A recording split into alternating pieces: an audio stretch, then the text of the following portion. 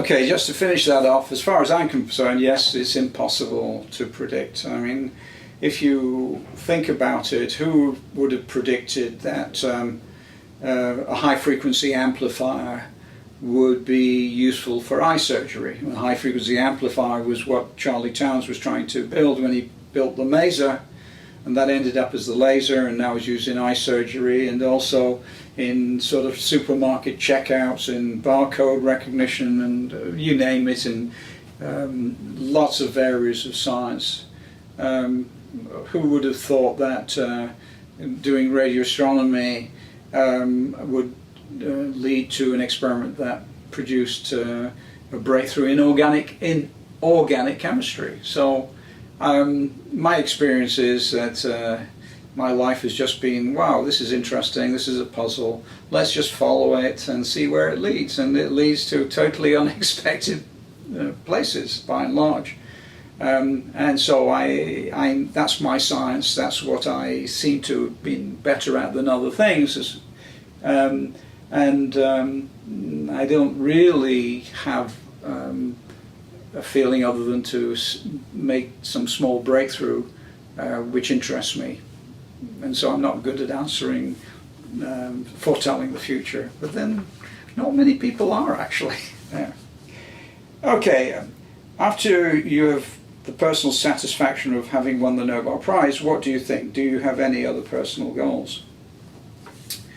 Well, the Nobel Prize is a big surprise to me. I mean, if someone had said in 1984, before we discovered C60, that I was going to win the Nobel Prize, I thought, pull the other one, because I know how good I am as a scientist. I'm a good scientist, but I'm not a genius. I know some of my good friends are fantastically brilliant scientists, but I'm good at what I do, and have been very fortunate to have chosen, unknowingly really, some very nice topics. And the first thing I was satisfied with and gave me most satisfaction, in fact more satisfaction than C60, discovery of C60, was making the first carbon-phosphorus double bond. We made the first phosphoralkenes and showed how phosphoalkynes could be made.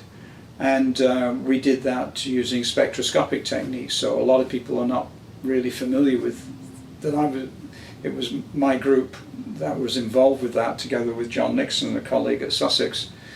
And then the radio astronomy was really exciting. I mean, the most exciting day of my life as a scientist was when we detected HC7N, a 7-carbon atom molecule, on the radio telescope in Algonquin Park in Canada. And of course C60 was incredibly exciting after we realized what it might be. Then of course it was such a paradigm-shifting molecule. The end of the 20th century, we discovered the third form of carbon, a molecule, been around all since time immemorial. So that was very satisfying, and of course then maybe it would win the Nobel Prize. That seemed a possibility, and of course it's very nice to win that award.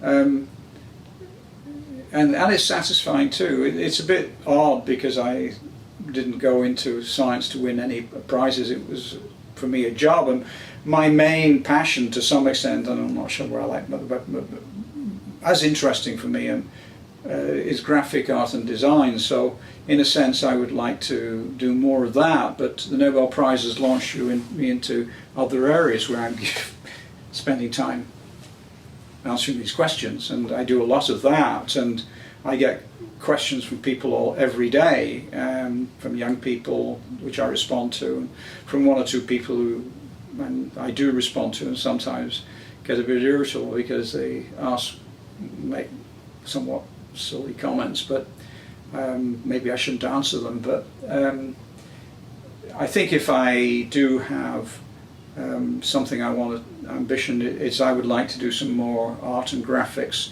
which is an answer to one of the previous ones. And I do still do these graphic arts. I mean, I've just done one for art Art Tally, and it's basically Alliance France Tallahassee, AFT, and it's in the colours of the French flag, and that was very satisfying. I get a great kick out of producing a logo or a design that is good, and so this book is very important to me and the family because it's a sort of family affair. It's David's sort of characters which I've put into this fund, and my wife and other son involved in getting the story to work as an exciting, I think, exciting one. But also scientific, to give a feel for scale, as this little boy gets smaller and smaller and smaller. So I'm thinking of maybe, if that works, another book.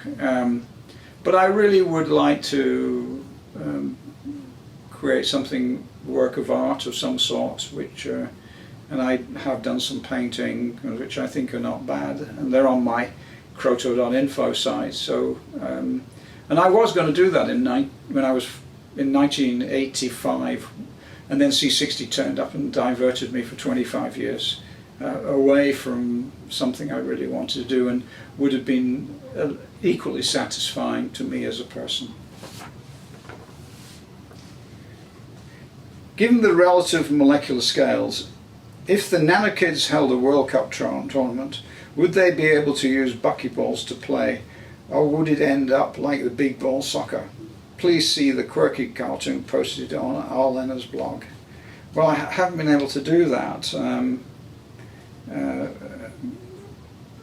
Well, I think they would. I think C60 does roll around, and it should be possible to play some form of game with C60 on a surface, and it would be interesting because it's sufficiently small that it might have quantum behavior, and it would be quite interesting to see whether one could play quantum football or quantum American football, or in fact baseball or cricket, whether it would spin, and what the spin might be, and basketball with a C60 molecule.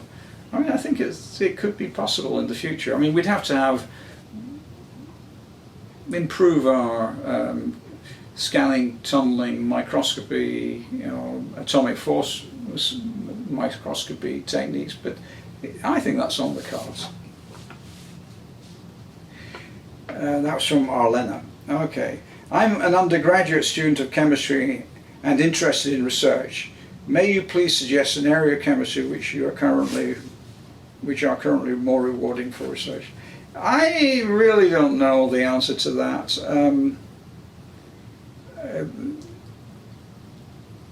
I'm stepping backwards myself into trying to understand carbon vapor a bit better. So I can't really advise you. All I can say is to tell you what my experience was, and on a general level, but not to actually advise you on the specifics. When I was at school, as I said earlier, I got the book Fieser and Fieser, Organic Chemistry. I've been advised to get this by my teacher, Harry Heaney, who later became a professor of chemistry. And I read that book from cover to cover, and I really liked it. It was written as a bit of a read rather than just organic chemistry. And so if I had any particular interest, it was organic chemistry when I went to university. And then I discovered, or I had lectures from a professor at Sheffield on spectroscopy, and from George Porter on free radical chemistry and flash photolysis. And I got pretty excited about spectroscopy, so I got diverted into something which had a bit of quantum mechanics, and I was interested in that too. And I fell in love with that subject a bit. And then I got a first degree, and it was a pretty good one, and I could go on to do a PhD, so I wanted to stay at university to do the PhD. But I wasn't thinking of becoming a chemist. I wanted to stay at university because I had I played tennis for the university, and I was on the art editor for the magazine. I was doing lots of things, and I didn't want to stop. I wanted to continue to do that. So I had 3 years as an undergraduate and 3 years as a graduate student at Sheffield, and in fact became president of Athletics Council, so I had a bit of student politics. A friend of mine taught me to play the guitar, not very well. He taught me very well, but I didn't learn very well. But I played a bit, and so I was having a good time. I had a girlfriend who became my wife, Margaret, so I wanted to stay there, so I stayed to do a PhD, and I liked spectroscopy, and with Richard Dixon, who was a spectroscopist, I did a PhD. And then I had several offers of jobs, and one was with the BBC to go into educational television, science television, which was interesting, and they were interested, but I was already thinking of going abroad to Canada because I wanted to live abroad, to do a postdoc in spectroscopy, which I did. And even then I coming back and getting a job, and then I was asked, I went to Bell Labs to do some more research, spectroscopic research and theory, and then came back to England to a job, a postdoc actually, because I wanted to get back.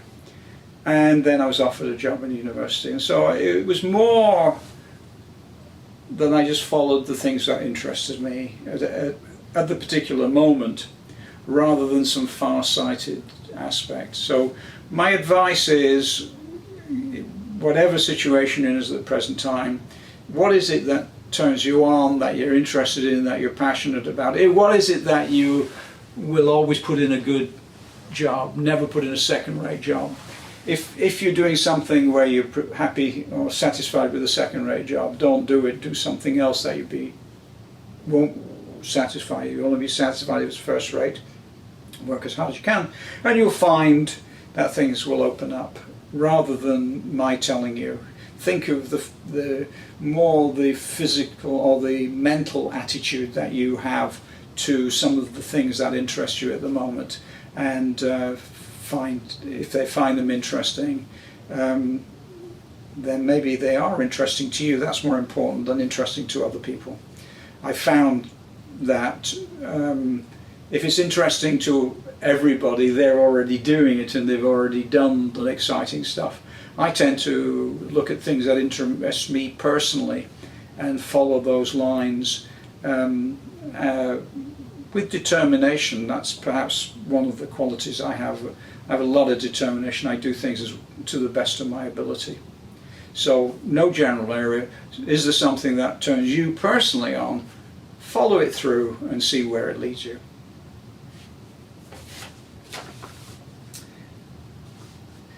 Sir Harry Croto, as you said, you want people to understand science. How do you think people from poor countries can get the education of science and understand it? What the government of poor countries should do to make people understand science?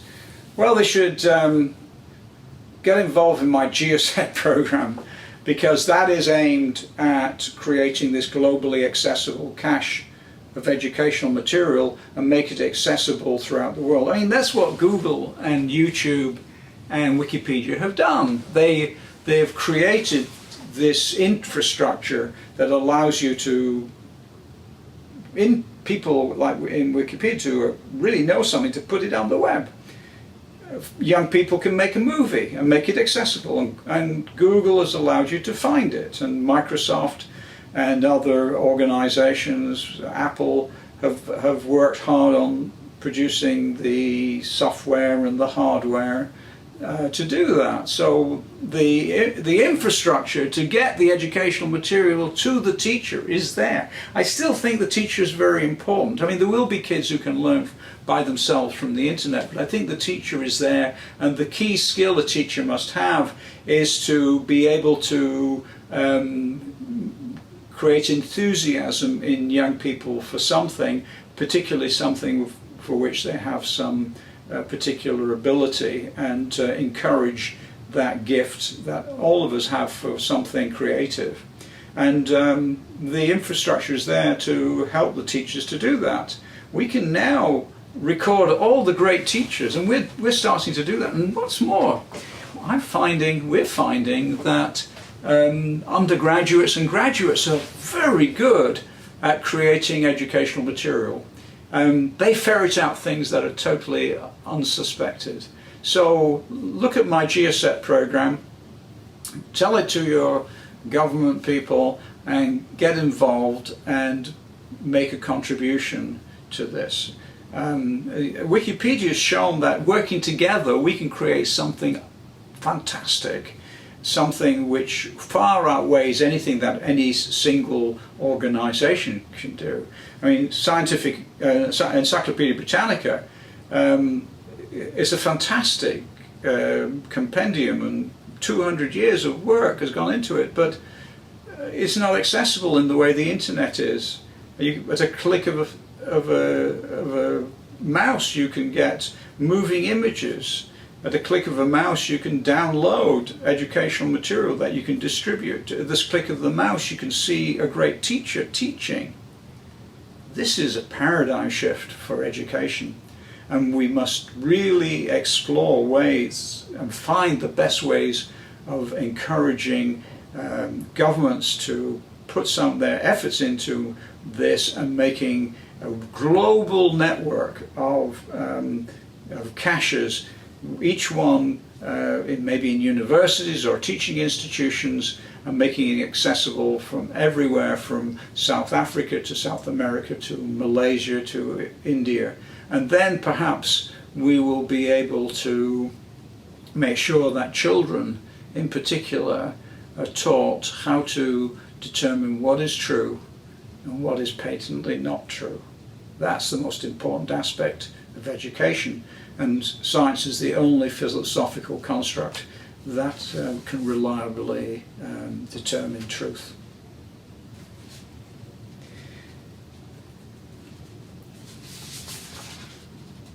Question 23.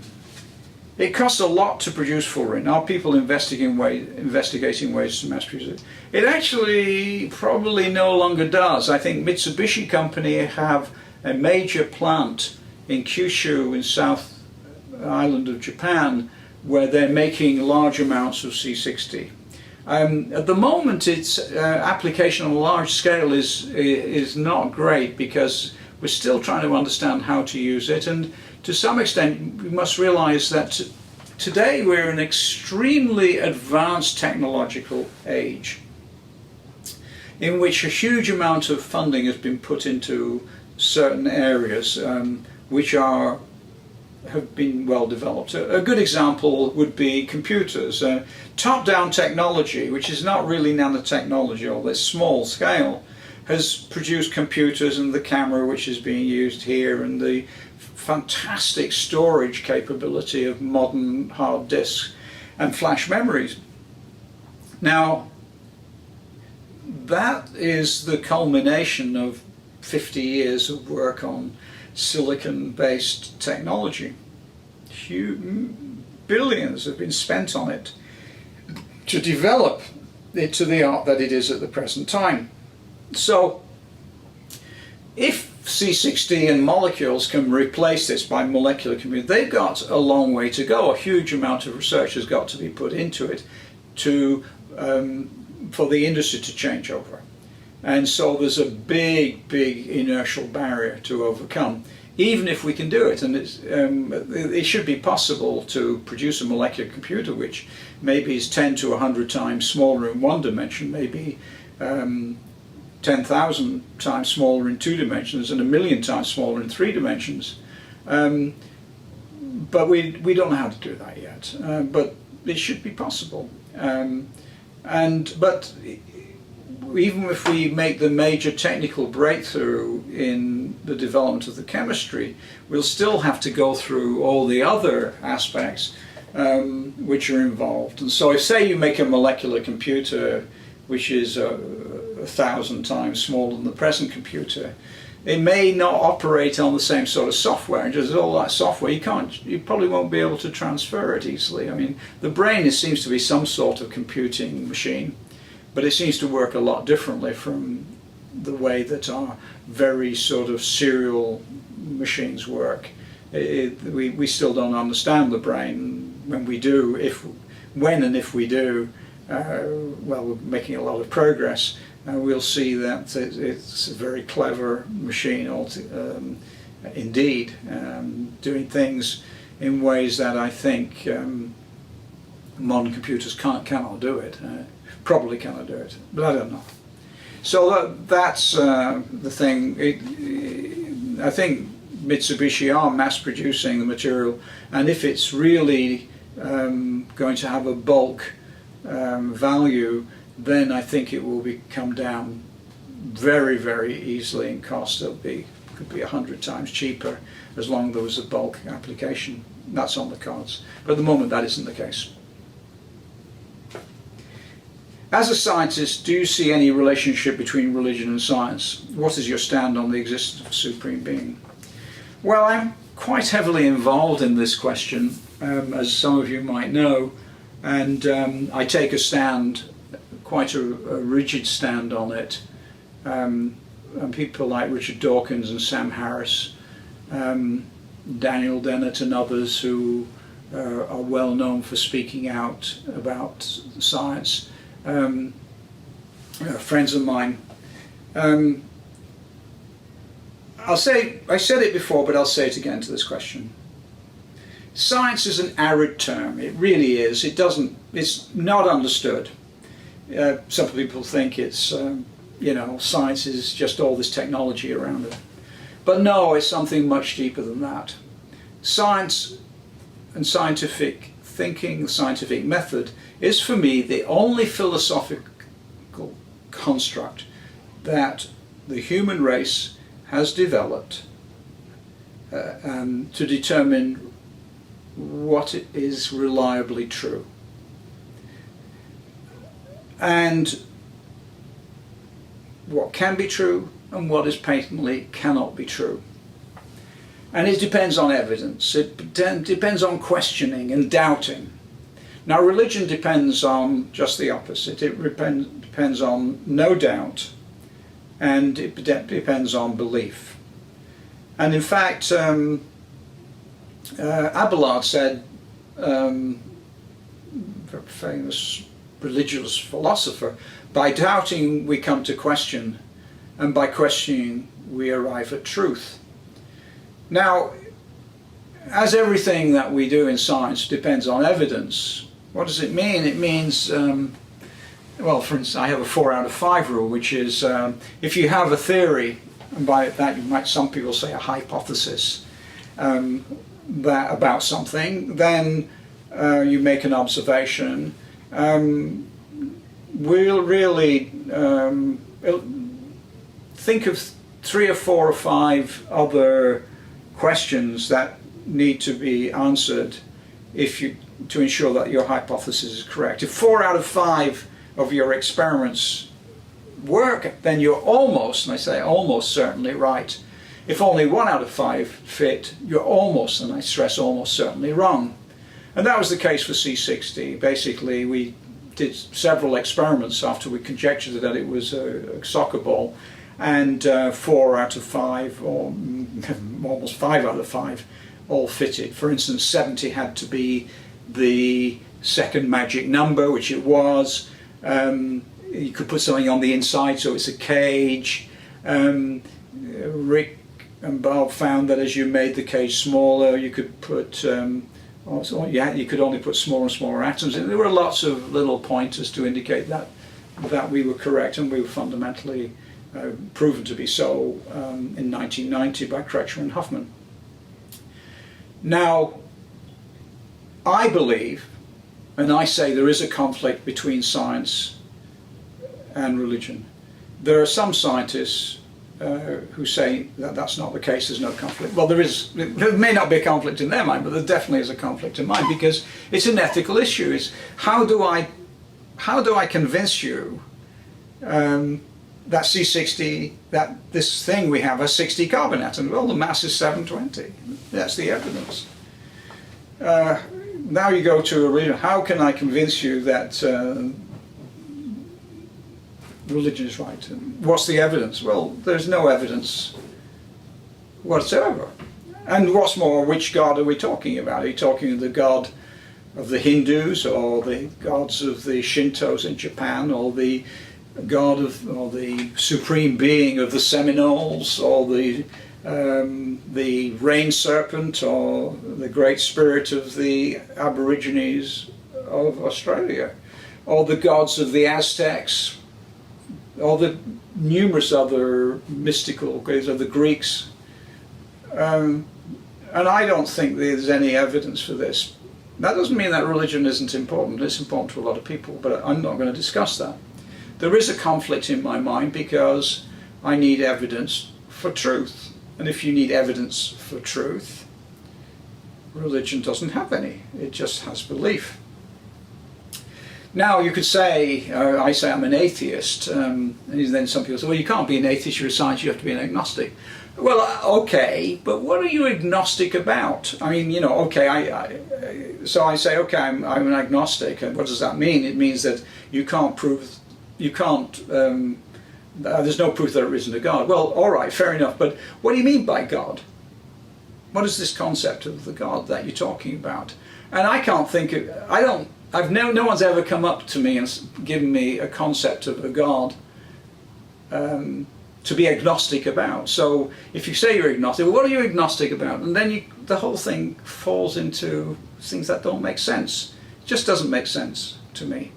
And things have to make sense. I'm a scientist. Now, it turns out that 92% of Fellows of the Royal Society are atheists, free thinkers, agnostics. Less than 10% claim to be religious. So when we talk about scientists, let's talk about scientists and cut off, because there are good baseball players and good basketball. I'm a tennis player. I mean, not as good as I was. So let's talk about good scientists by some standard, and let's say Fellows of the Royal Society, members of the National Academy of Science in the USA, Nobel laureates. 9 out of 10 Nobel laureates are atheist, agnostic, free thinkers. 92% of Fellows of the Royal Society are atheist, agnostic, free thinkers, and 92% of members of the National Academy of Sciences are the same. So here we have this problem. There's this group of people, the scientists, the top scientists. 92% of them do not believe in a mystical creator. Now there's a problem, because Congress in the USA, apparently 99% of them claim to be religious. Now here's this group of people, the scientific community, who by and large have transformed the world, and they believe something quite different from the average, from a lot of people, and that's where the conflict lies. Now there are some scientists who do believe in God, but they're a very small number of good scientists. I mean, it's less than 10%. So if we're talking about statistics, and I think that's the case, then it's a very small number. And I don't know very many scientists, actually. I personally know very few scientists who, I mean, they do know some. Now, that doesn't mean I'm not aware of the value of religion to individual people on a personal level, but the conflict is a serious one in the ethical sense. Because if you accept, as I do, my contention that science is fundamentally this basically pared down level about how we determine what is true, then you see there's an ethical issue in teaching in schools, and an ethical issue in politics, and everything else. Now, for those scientists who are religious, as I say, very few good scientists, whatever that means, but I cut off the wrong hand. I think they have to have some sort of intellectual schizophrenia where they cut off here, this is where evidence-based, and here is where what I believe, and I accept this. But the interesting thing is that by and large, not all, but by and large, these people believe in the God they were brought up in. Well, they just happen to be brought up in this religion or that religion. And there's an irrationality which doesn't make sense, and for many people it's not very nice to believe that there is no God, there's no afterlife, there's no mystical creator, there's no supreme being, whatever that means. After all, what is a supreme being? I mean, I can't even define it, so I can't be agnostic about a supreme being that I've no idea how to define. I just haven't a clue. Nothing you can say can make sense on this issue. And so I'm quite comfortable with this. Obviously, who's happy about dying? Not many people are. And as you get older, it becomes a lot closer. Of course, it'd be nice to feel that I could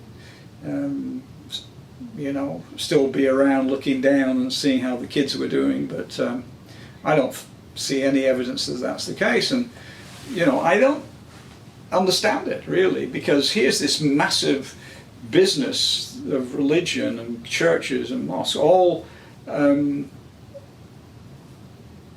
based on a reward. Give us, make big business, huge capital, huge assets. People pay money, and they've been promised a reward and there's no evidence that anyone's ever got it. I mean, I sometimes say, I visited Bernie Madoff in no, I didn't really, but I went to see Bernie, and I asked him, what did you do wrong? And Bernie said, Harry, I was stupid. I promised payback in this life.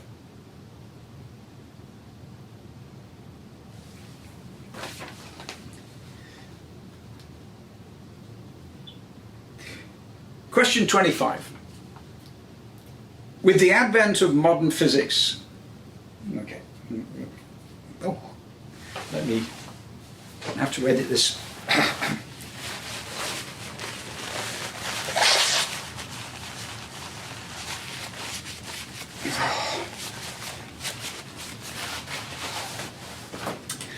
An analogy in my nose. They say that if you after 5 years in Tallahassee, you'll end up with an allergy due to the sort of pollen in the air here. Question 25. With the advent of modern physics and the contradictions to classical physics, has there been any change in chemistry? Is there any scope for further change? If so, where? Well, I'm not a physicist. I'm sort of like I don't really fully understand the contradictions with classical physics. I mean, I think my feeling is that, and I think it's true in the Bohr correspondence principle, that classical physics is an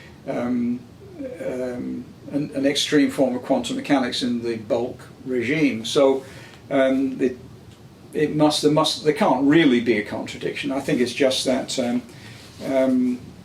physics started from things you could see and do experiments, and as we got rather cleverer, people like Dalton and others realized that gases were made of very small things that we couldn't see, and then we had to conjecture this. And in fact, it's interesting to think about chemistry, because I think the chemist is really a bit different from many other people, because we do think in terms of this invisible molecular world.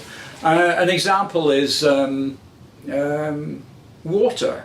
When I look at a glass of water, I instinctively am still thinking about the water molecules and the way in which these interactions occur, and that the bulk effect of this fascinating texture of water is a consequence of the hydrogen bonding behavior. And water feels different from acetone and petrol and other liquids. And so chemists have this molecular perspective, and I don't know when I got it. You know, it sort of somehow it couldn't have always been there, but somehow you glide into this molecular world and see things in different way from most other people, even probably physicists and biologists. And that's interesting. So I'm not sure I'm able to answer that question between, I think, the quantum world and the classical world. I do know, because I'm a spectroscopist, that I've studied the interaction of radiation with matter, and by looking at the patterns in the spectrum and by analysing them, we come to a conclusion about the structure of the molecule, so that the bond lengths are this length, and I understand the motion of these things, and then, but in a sense, it's a bit of an abstract world, and by looking at these spectra and analysing the data and coming up with bond lengths between atoms in molecules like, say, thioacidaldehyde, one of the first molecules we looked at, where we determined the structure, you sort of forget that it's a quantum picture, and that you think of it in terms of a physical object, but you know that it's oscillating and it has these particles. So somehow you are locked into a classical picture of the molecular world, which is a little bit suspect, I think, because that molecular picture doesn't tell you anything. But we know now quite a lot of the ways in which we take that very physical ball and stick picture with a pinch of salt, and we understand, you know, the electrons are electron distributions, and when we draw a stick between, or a line between a hydrogen and an oxygen atom, it's really electron density. So there isn't much of a conflict in my mind. It's more that we have a somewhat restricted picture based on our physical world, but we need that as a framework to hang the quantum mechanics on. The mathematics is correct, and it's the mathematics that really is correct, more correct, is the language through in which we understand that world. And that's not easy to explain to other people, and that quantum mechanical picture, the ways they work, it can be very, very beautiful and elegant in the way that a picture is elegant, and a brilliant architectural design to solve a bridge problem or whatever is beautiful. And it's a tragedy, perhaps, that so few people don't have sufficient mathematical fluency to appreciate the elegance, ways in which nature works, and that's the language in which, as Feynman said, nature speaks. And that's totally separated from most people, and in a sense that's bad for science, because they don't really recognize that there are passages written by nature which are as beautiful as the passages written by Shakespeare. I mean, an example is benzene. My wife Margaret said, you know, benzene is that thing, that smelly thing that people think of, right? And that's what the average people think. But in fact, benzene is to organic chemistry what Macbeth is to Shakespeare, or Hamlet is to Shakespeare, and it's a sort of cornerstone. Its structure and its behavior in aromatic chemistry is so fundamental and so elegant. And we have some hand-waving mathematics as well involved in trying to explain why it's such an important molecule in the whole of organic chemistry and living system chemistry as well. So for me, it's not so much a conflict between classical and quantum mechanics, but more important is the separation of people who don't have a good science mathematical fluency from an understanding of the way the world works. I mean, mobile phones, based on things like Maxwell's equations, Feynman again said the most important breakthrough of the 19th century was Maxwell's equations. And he said in 10,000 years' time, when the Civil War will be just a sort of provincial little skirmish in the mists of time, Maxwell's equations will still be the key, an important aspect of the way that the technologies of that underpin that world will work. That's if we live that long. I hope that will do. It's not much of an answer to your question, but it's usually the case. I don't often answer the questions that I'm asked. That's probably because I don't understand the questions, or maybe if I do, I don't know what the answer is. So I usually answer something else. So, how do you define research? That's P.V. Gotham 1.